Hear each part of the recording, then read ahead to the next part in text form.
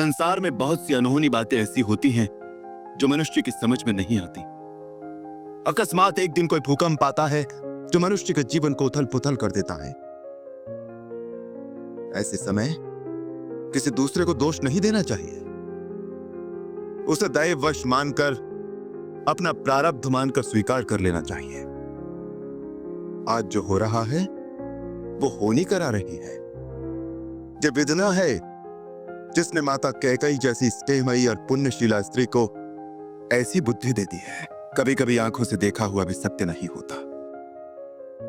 राजपद का प्रमाद साधारण मानव को हो सकता है, इंद्र जैसे देवता को भी हो सकता है, परंतु भरत का स्थान देवताओं से भी ऊंचा है। वो एक महामानव के रूप में महानता की परिसीमा है। जिस प्रकार खटाई की एक बूंद से क्षीर सागर का दूध नहीं फट सकता, उसी प्रकार अयोध्या तो क्या, त्रिलोक का राज्य भी भरत को दे दिया जाए तो भी उसे राजमत नहीं हो सकता। माता, मैं तो केवल इतना ही जानता हूं कि भगवान के निकट जाति पाति, ज्ञान, धर्म, कुल, गुण और चतुराई का कोई मोल नहीं होता। वो तो केवल भक्ति के नाते को ही सच्चा नाता मानते हैं। मैया अपने पुत्र से अपनी ममता का मोल मांगने आई हैं? माता, यदि आपकी ममता का यही मोल है कि मैं जिसे धर्म मानता हूं उसका त्याग कर दूं, आप जिस रघुकुल की शोभा हैं उसकी कीर्ति में पिता का वचन भंग करके कलंक लगा दूं, तो कहिए, मुझे आपके चरणों की सौगंध है, मैं इसी समय अयोध्या लौट जाऊंगा। परंतु फिर मेरा जीवन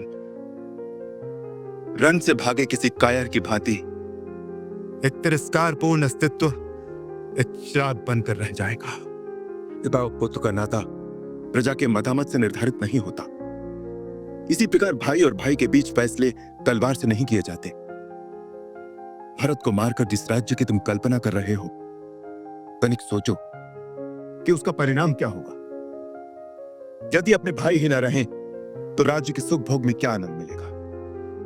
यदि मेरे सुख में तुम तीनों भाइयों का भाग ना हो तो वो सुख मेरे लिए विष के समान है। जो उचित और अनुचित का भली भांति विचार किए बिना किसी काम को जल्दी में करते हैं वो पीछे पछताते हैं।